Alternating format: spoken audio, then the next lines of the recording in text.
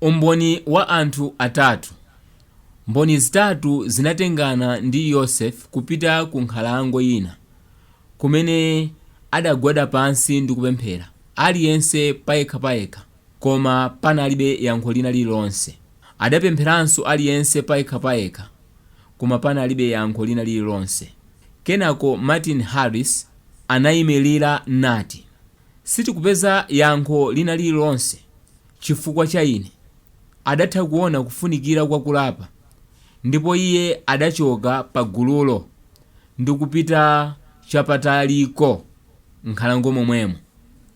David Whittimer, Oliver Cowdery ndi Joseph Smith anayambiranso kupemphera, ndipo mngelo wa Ambuye adaonekera iwo atanyamula zimbale. Anatsegula zimbalezo kuti iwo akhoza kuona zolembedwazo, ndipo mbali imene anayima mngeloyo panaonekera gome, mkondo wa Labani, komanso lyaona. Anamva mawu ochokera kwa Mulungu akuchitira umboni kuti zimene adaonazo ndi zoona.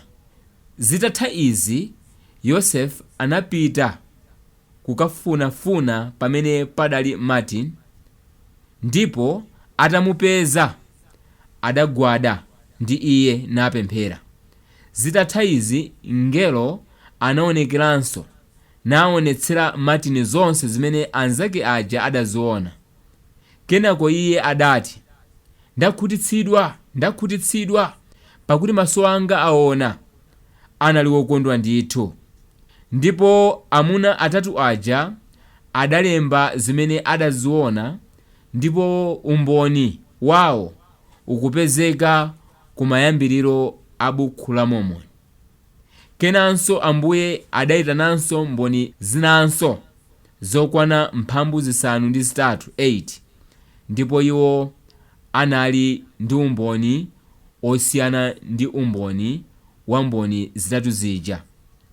Padalibe mngelo, padalibe mawu ochokera kumwamba, koma kuti Yosefe analoledwa kuti aonetse iwo zimbale zagolidezo. Adali ndi mwayi wakuzigwira ndi kuzikhudza izo. Amuna okwana 8 adalemba umboni wawo umene ukupezeka ku mayambiriro a buku la Mormoni.